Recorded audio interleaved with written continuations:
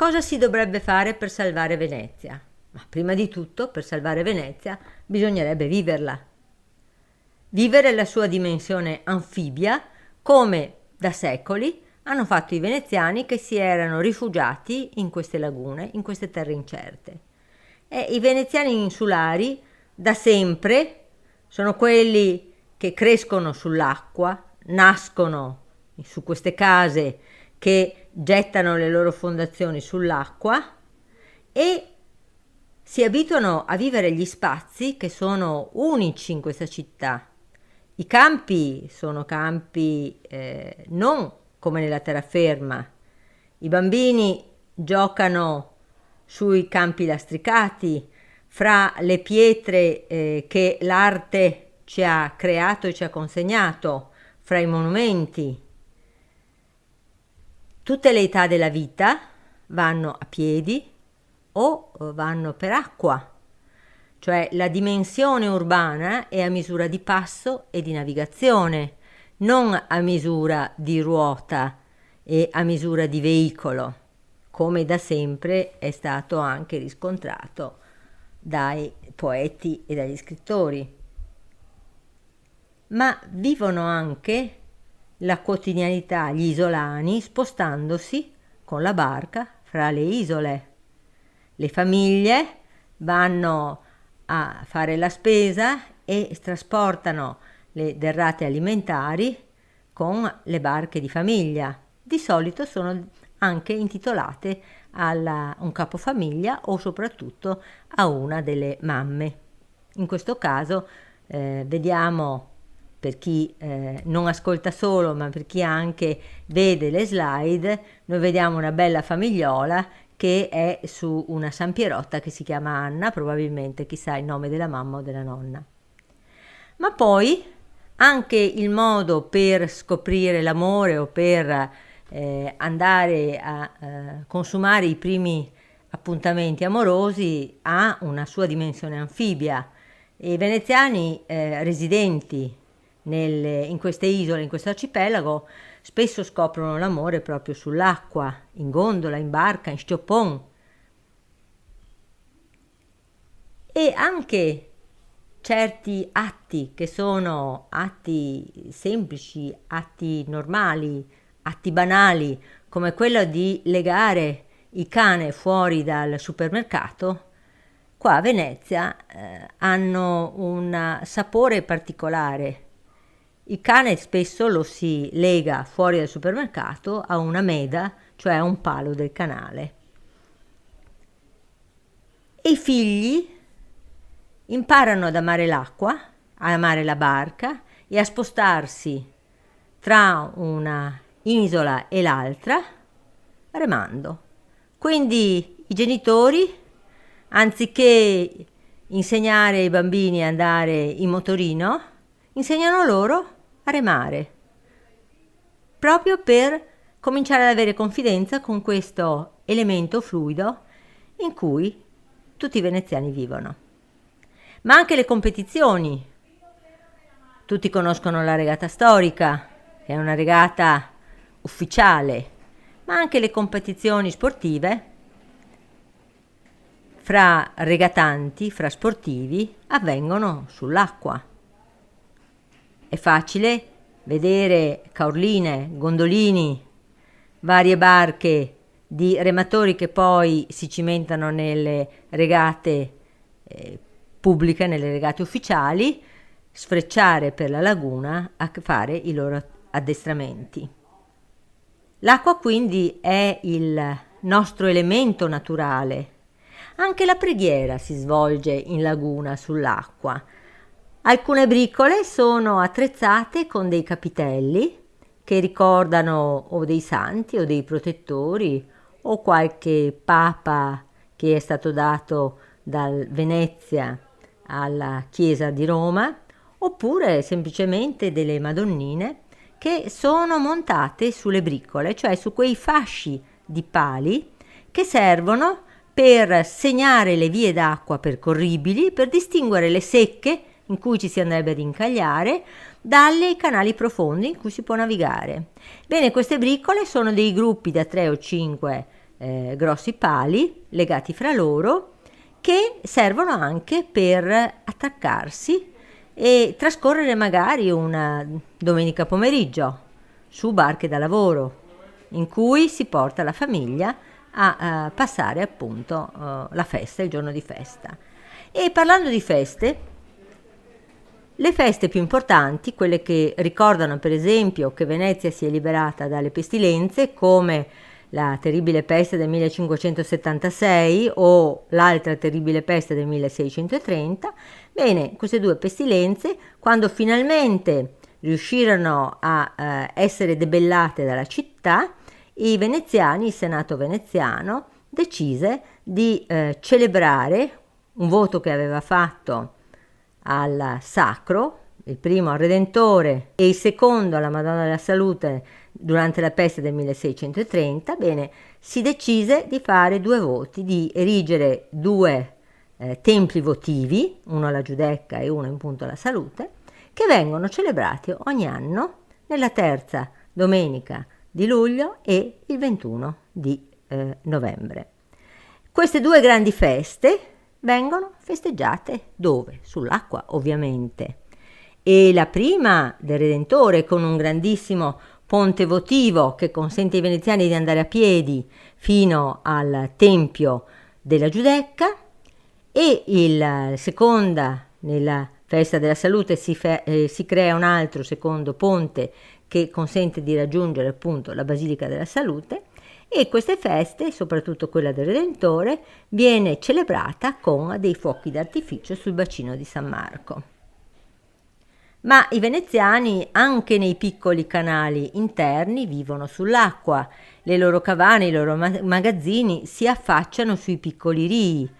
Molti hanno le loro barchette, i loro sciopponi, piccole barche da pesca, e in qualche modo attrezzano i loro magazzini per tutti i vari, per tutta l'occorrente, diciamo, per la pesca. Trascorrono i giorni di festa nella loro laguna e vivono i loro tramonti sull'acqua. Invecchiare a Venezia è un modo di invecchiare più forse umano che altrove, proprio perché la dimensione a misura di passo e di navigazione sui mezzi pubblici soprattutto, ma anche sui mezzi privati, è molto umana e sempre a contatto con la natura in una maniera più profonda e anche più serena che non nelle altre città di terraferma. Le calli, cioè le strette vie che caratterizzano Venezia, sembrano quasi proteggere i passi lenti della vecchiaia dei cittadini che invece nelle metropoli di terraferma sono minacciati continuamente da passaggi pedonali, da semafori e da veicoli veloci che sfrecciano vicino a loro quando sfortunatamente non sfrecciano su di loro. E l'ultimo viaggio, anche questo i veneziani lo fanno in barca. Lo fanno in barca attraversando lo specchio d'acqua che c'è fra le isole più vicine dell'arcipelago che costituiscono il centro storico e l'isola di San Michele, il cimitero di Venezia. Oppure gli ebrei hanno un'altra destinazione che è il cimitero del Lido. Cimitero monumentale, molto, molto bello, molto prezioso, che però testimonia che appunto anche la comunità ebraica a Venezia si è insediata anticamente e pacificamente assieme e vicino alla comunità cristiana. Insomma, questa civiltà anfibia è cresciuta grazie a questi abitanti che hanno inventato un modo di vivere la terra e l'acqua in sinergica armonia. Ma oggi perché i veneziani in questo Eden si stanno estinguendo? Perché sono aggrediti da un overtourism che li sta cacciando via dalle case. Tutte le abitazioni si stanno trasformando lentamente in B&B.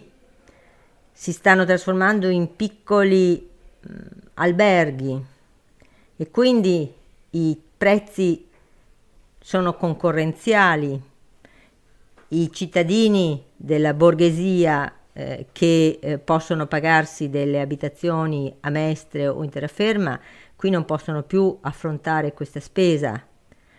Ma c'è un'altra insidia oltre all'overtourismo, oltre alla concorrenza della speculazione turistica, che è quella dell'omologazione dell'aspetto fisico della città alla terraferma. Il fatto che flussi sempre più numerosi di turisti pendolari si riversano sulla città ha creato un impatto costante e la necessità di costruire degli approdi mastodontici, degli approdi che fagocitano l'acqua con la cementificazione. E perché si fanno queste scelte? I veneziani insulari non ne avrebbero mai fatte, ma Venezia è un comune unico dal 29 agosto 1926 con Mestre e Marghera per delle scelte politiche fatte in epoca fascista, ma che avevano anche un loro senso, per il semplice fatto che Venezia, Lido, Mestre e Marghera in un unico comune avrebbero costituito la premessa per uno sviluppo che consentiva di puntare sul Lido come ville loisir, come il luogo del diletto, della cura, dell'ospitalità della noblesse internazionale, di puntare su Marghera come un grande porto industriale capace di entrare in concorrenza con i grandi porti del nord Europa e di riversare gli introiti di queste due nuove presenze produttive sul restauro della città di Venezia che era vetusta. Quindi era un progetto politico che era un progetto positivo, anche se aveva un grosso difetto, cioè quello di puntare su uno sviluppo industriale alle spalle di una laguna e di una città estremamente fragili.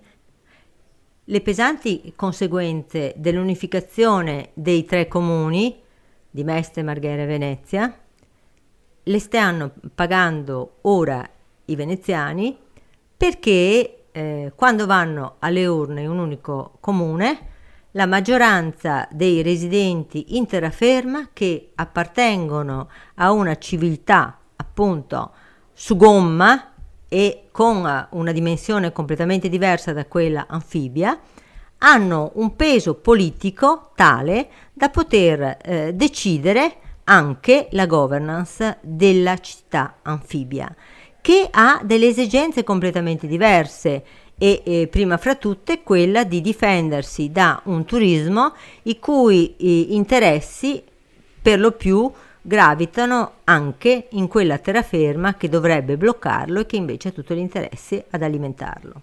Ma torniamo al nostro pericolo, alla nostra preoccupazione, quella dell'omologazione della città insulare alla terraferma, che ha prodotto delle strutture terrificanti come dei megapontili per riuscire ad accogliere flussi sempre più numerosi di turisti, megapontili che si ritrovano proprio sulle passeggiate più belle della città, cioè lungo il passeggio davanti ai giardinetti reali, passeggio amato dall'imperatrice Sissi, da dove non si vede più neanche la Basilica della Salute, da dove non si gode più nemmeno la vista del bacino di San Marco, e così pure davanti alla Pietà, e così pure al Lido. Il bacino di San Marco ormai è stato occluso dalla vista, come pure il Ponte di Rialto. Dei mega pontili occupano una parte del Canal Grande e violano l'arte e la bellezza del Ponte di Rialto, una delle meraviglie della città di Venezia, un miracolo anche ingegneristico.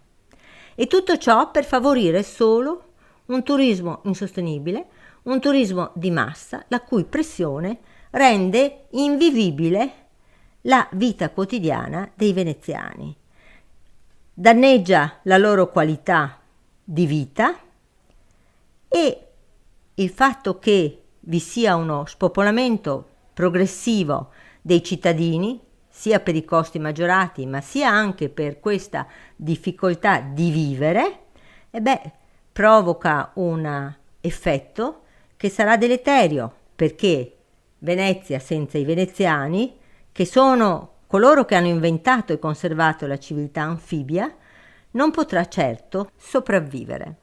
Ma allora, come difenderla da speculazioni immobiliari, dal turismo insostenibile, dall'impatto ambientale e dalla mercificazione culturale? Alla base dello scempio di Venezia stanno soprattutto ignoranza e mercificazione. Per combatterle non resta che la storia e la cultura. Solo queste ci possono aiutare. Vediamo di farlo a cominciare dalla prossima volta.